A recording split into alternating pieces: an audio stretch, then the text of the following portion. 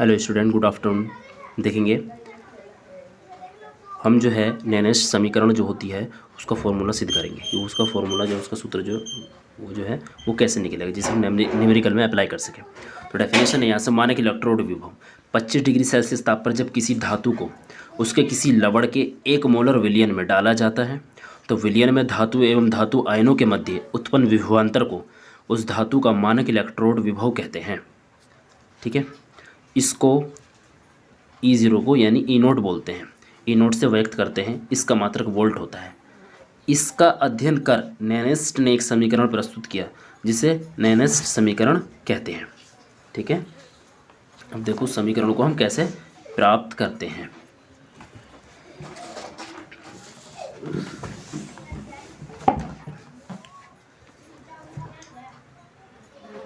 E equal E naught minus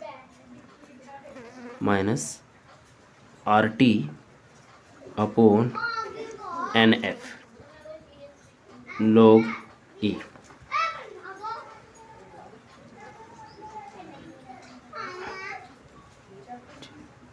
अपचयित अवस्था by ऑक्सीकृत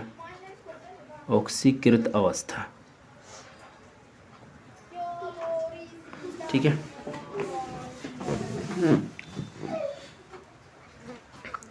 electrode के लिए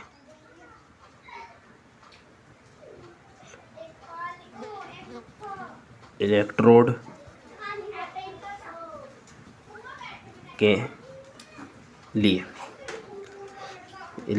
के लिए है आपका Mn plus AQ plus Ne minus reaction Ms। देखेंगे आपको इस समीकरण का यूज़ करते हुए जो है हम नैनेस्ट का जो समीकरण जो है उसका फॉर्मूला सिद्ध करेंगे, निकालेंगे। ये इलेक्ट्रोड के लिए हमने इलेक्ट्रोड मान लिया, मतलब कोई ये है Mn, यहाँ पर कोई तत्व है। ठीक है, जैसे जिंक हो सकता है, कॉपर हो सकता है। तो ये क्या हो रहा है, अपचयित हो रहा है। यहाँ एक इलेक्ट्रॉन यहाँ एक जो है इसने दे दिया है, तो यहाँ पर एक माइनस करेंगे इधर से, तो यहाँ ऐसा बन जाएगा। ठीक है, 11th में भी आपने पढ़ा होगा। तो यहाँ तक आ गया समझ में। ठीक है, आगे देखेंगे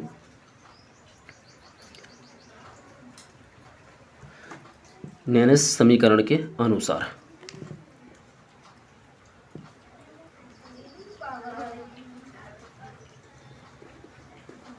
नैनेस्ट समीकरण के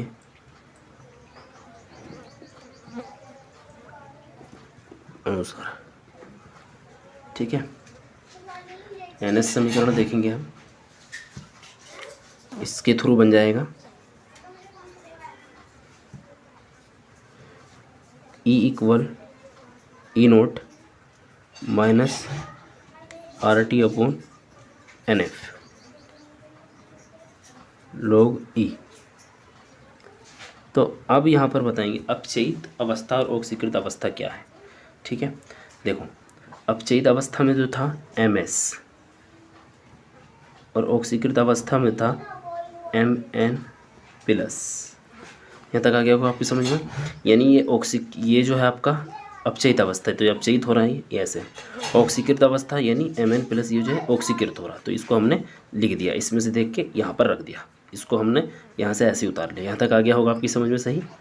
अब देखेंगे इसमें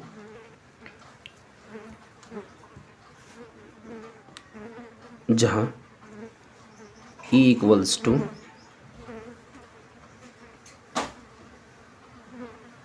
इलेक्ट्रोड विभव इलेक्ट्रोड विभव है। ठीक है, और E0 जो है वो क्या है, मानक इलेक्ट्रोड विभव, मानक इलेक्ट्रोड विभव। ठीक है, ये हो गया आर क्या है, गैस नियतांक होता है आर। ठीक है, आर है हमारा गैस नियतांक।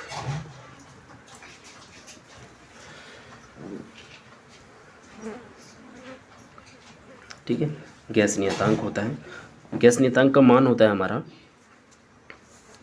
8.314 joule kelvin inverse mole inverse. ठीक है, जो मानक इलेक्ट्रोड विभव और गैस नियतांक का मान जो रहता है ना हमारा, वो एसटीपी पर रहता है। किस पर रहता है? एसटीपी पर। ठीक है, और बाकी ई का जो मान रहता है, ठीक है, और एम का जो मान होता है वो टेम्परेचर पर रहता है, टी पर। ठीक है, टी पर। समझ में आ गई इतनी बात? आगे देखेंगे, टी है हमारा ताप यानी टेम्परेचर। ठीक है, और ताप जो होता है तो कितना होता है? 273 डिग्री सेल्सियस, 273 डिग्री सेल्सियस। लेकिन हमें क्या है कि जब हम न्यूमेरिकल में या मान रखते हैं ताप का, तो केल्विन में चेंज करके रखते हैं, और केल्विन में चेंज करने के लिए जो आपको है जितना दिया रहता है डिग्री सेल्सियस, उसमें 273 प्लस कर देते हैं। तो हमारा डेफिनेशन के अकॉर्डिंग कितना था? 25 था। ठीक है, जो डेफिनेशन अभी गई थी ऊपर 25 डिग्री सेल्सियस पर ताप पर था ना, तो इसमें 273 ऐड कर देंगे। ठीक है, 25 डिग्री सेल्सियस था हमारा, इसमें 273 डिग्री सेल्सियस ऐड कर दोगे तो हमारा बन जाएगा 298 केल्विन। ठीक है, यह आ गया समझ में? इन मानों की जो है आगे ज़रूरत पड़ेगी, जो इसमें हम रखेंगे। ठीक है, अब आता है हमारा एफ। एफ है हमारा फैराडे कांस्टेंट यानी फैराडे नियतांक। फैराडे नियतांक। ठीक है, फैराडे नियतांक, और इसका जो मान होता है वो हमारा 96,500 कूलॉम मोल इनवर्स। ठीक है, एन सबको पता है इलेक्ट्रॉनों की संख्या, एन बराबर इलेक्ट्रॉनों की संख्या यानी कि नंबर ऑफ इलेक्ट्रॉन्स। ठीक है, और एम जो है आपका, एम ये वाला एम प्लस, ये हमारा धातु आयनों की मोलर सांद्रता, एम प्लस धातु आयनों की मोलर सांद्रता। ठीक है, ये ठोस अवस्था होती है। ठीक है, धातु आयन की मोलर सांद्रता होती है, ये उसकी ठोस अवस्था होती है एमएस। अब देखेंगे ई हमारा क्या है? इलेक्ट्रोड विभव। ठीक है, और ई नोट यानी ई जीरो को ई नोट बोलते हैं। ठीक है, इसे डायरेक्ट बोलेंगे ई नोट, और अगर याद करने के लिए इसको ई जीरो बोलेंगे। ठीक है, ई जीरो कहते हैं मानक इलेक्ट्रोड विभव। आर हमारा यानी कि गैस कांस्टेंट है ये, यानी गैस नियतांक, जिसकी वैल्यू होती है 8.314 joule kelvin inverse mole inverse. T यानी ताप, टेम्परेचर होता है, यानी कितना दे रखा है डेफिनेशन में 25 डिग्री सेल्सियस, तो इसको केल्विन में चेंज करने के लिए 273 ऐड कर देंगे तो 298 हो जाएगा। ठीक है, 298 केल्विन। एफ यानी फैराडे कांस्टेंट है ये। ठीक है, तो ये फैराडे नियतांक यानी जिसकी वैल्यू होती है 96,500 कूलम मोल इनवर्स। ठीक है, यहाँ तक आ गया समझ में? एन जो होता है हमारा, एन इलेक्ट्रॉनों की संख्या यानी नंबर ऑफ इलेक्ट्रॉन। ठीक है, एफ लग गया हमें पता, आर लग गया पता, टी लग गया पता। एम एन यानी कि धातु आयनों की मोलर सांद्रता। ठीक है, आइए एम एस ठोस अवस्था होती है धातु आयनों की। अब आगे देखेंगे, अब हमें करना क्या है। अब आपको करना है ई इक्वल ई नोट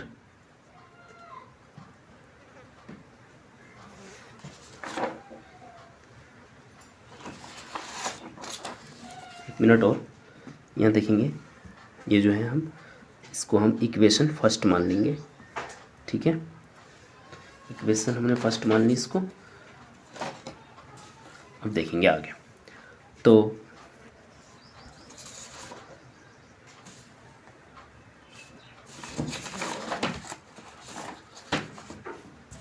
यह माइनस था, माइनस आएगा यहाँ पर आप माइनस कर लो, वो प्लस लग गया।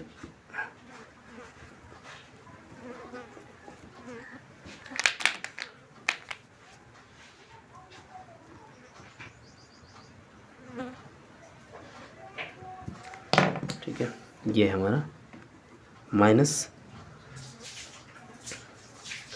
जब हम log e को हम log 10 बेस में चेंज करते हैं तो यहाँ पर जो है 2.303 का मल्टीप्लाई हो जाता है, ठीक है। यानी कि माइनस 2.303 RT अपॉन NF, और यहाँ हो जाता है log 10 और हमारा MS अपॉन MN प्लस यूँ ही रहता है। समझ में आ गई बात? यानी कि जो डेफिनेशन आती, यानी कि जो रिएक्शन जो पहली जो थी ये वाली, इसको हम log e को चेंज करेंगे। सिर्फ हमने इतना चेंज करा है इसमें log e, ठीक है। तो जब log e को log 10 बेस में चेंज करते हैं तो यहाँ पर जो है इसमें 2.303 का 2.303 का मल्टीप्लाई हो जाता है, ठीक है। और log e जो है log 10 में चेंज हो जाता है। समझ में आ गई इतनी बात? जहाँ वेयर MS इक्वल 1 होता है, ठीक है। तो अब देखेंगे जब 1 होता है, अभी हमने एक चीज़ केवल चेंज करी, देखो कुछ नहीं करा अभी, डेफिनेशन हो गई। डेफिनेशन के बाद हमने ये करा, ठीक है।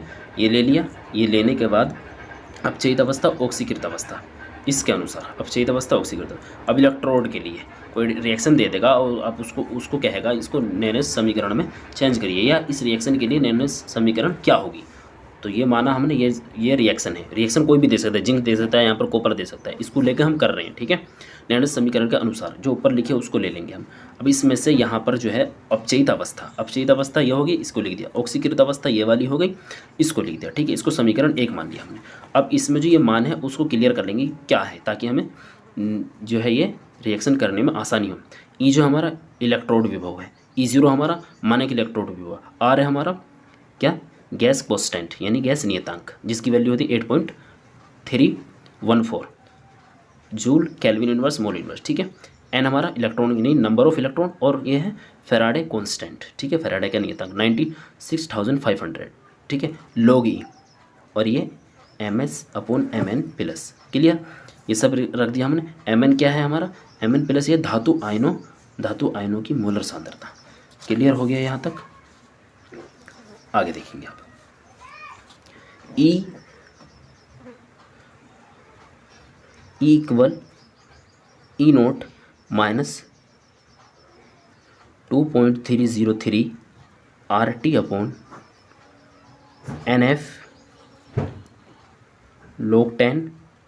ये जो है MS हमने माना 1, तो यहाँ 1 मान लेंगे, यहाँ MN प्लस। क्लियर? अब देखेंगे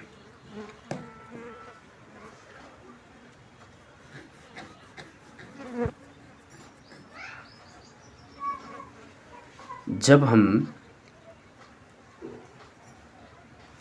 ठीक है, या तो आप इसे ऐसे लिख सकते हैं या, और बोलते हैं या, ठीक है, या इसको हम ऐसे लिख सकते हैं इक्वल्स टू E0 माइनस, या आप प्लस करेंगे इसको। अब कैसे करेंगे मैं बताता हूँ।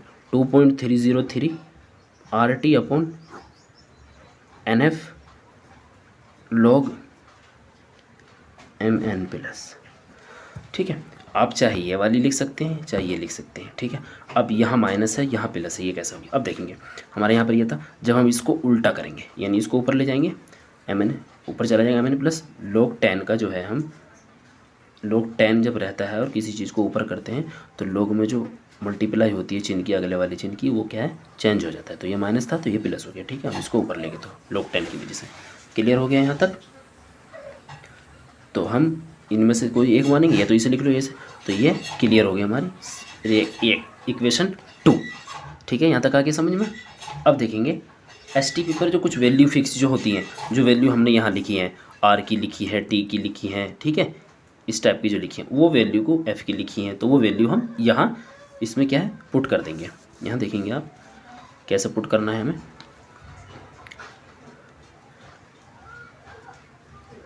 Equals to E0 plus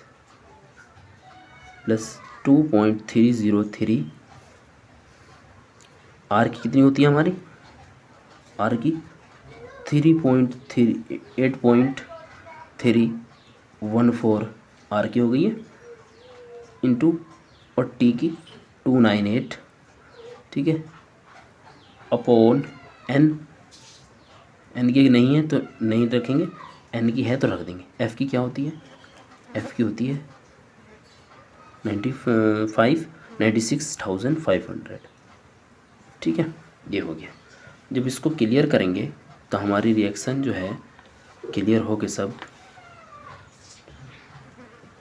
log 10 Mn plus ये हो जाएगी हमारी equals to E naught plus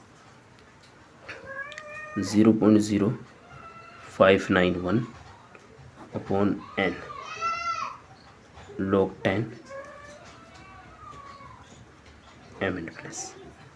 ये होगी रिएक्शन हमारी तीसरी, ठीक है, और यही है हमारी नेक्स्ट समीकरण।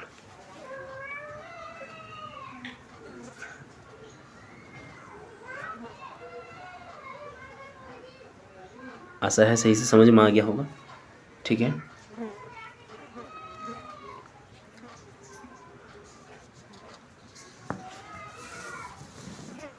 और मैंने समीकरण दे दी।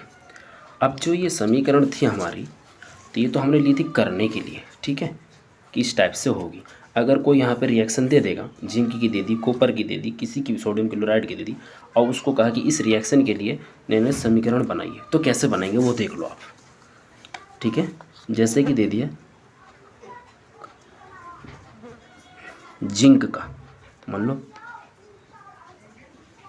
जिंक इलेक्ट्रॉन का नेक्स्ट इक्वेशन, जिंक इलेक्ट्रॉन का नेक्स्ट इक्वेशन कैसे निकालेंगे देखेंगे। देखो क्या होता है, Zn 2 प्लस रिएक्शन Zn, तो 2 प्लस है तो 2 इलेक्ट्रॉन इधर माइनस होंगे, 11th में हमने पढ़ा था, आपको मालूम होगा, ठीक है। अब इसके लिए हम वो इक्वेशन निकालेंगे, देखो कैसे निकालेंगे। तो इसमें ये मान उठा के इस वाली इक्वेशन में रख देंगे। देखो कैसे रखते हैं, ई है ई ऑफ Zn, ठीक, equal E note of Zn plus, अगर आप यहाँ पर 0.059 भी रख सकते हैं, या आप इसको न रख के आप ये भी रख सकते हैं, ठीक है, क्योंकि जब ये रखोगे तो RT लेना पड़ेगा और यहाँ नीचे NF लेना पड़ेगा, ठीक। और यदि आप ये वाली रखते हैं तो केवल नीचे N लेना पड़ेगा। समझ में आ गई बात? तो हम इसमें रख दो चाहे इसमें रख दो, इसमें रख देते हैं, ठीक है। तो 2.303 RT अपॉन, देखो इलेक्ट्रॉनों की संख्या कितनी है इसमें, इलेक्ट्रॉन 2 है, यहाँ पे इलेक्ट्रॉनों की संख्या थी ना हमारी n, number of electron n बराबर तो N2, तो 2F है यहाँ पर, ठीक है, तो 2F हो गया।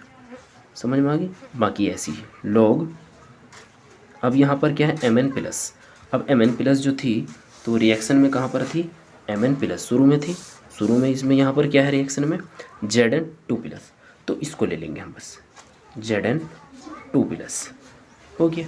अगर कोई दूसरी दे देता हमें रिएक्शन, मान लो कि कॉपर की दे देता कि ये वाली कॉपर की है, तो इसको इसके लिए कहता है कि नेक्स्ट इक्वेशन लिखिए, तो ऐसे करके लिख देते, बस कॉपर आ जाए तो जहाँ जहाँ जिंक है। आशा है कि आपकी सही समझ में आ गया होगा, ठीक है। वीडियो को ज़्यादा से ज़्यादा शेयर करें, लाइक करें, और कोई अगर प्रॉब्लम हो तो आप कमेंट कर सकते हैं, ठीक है।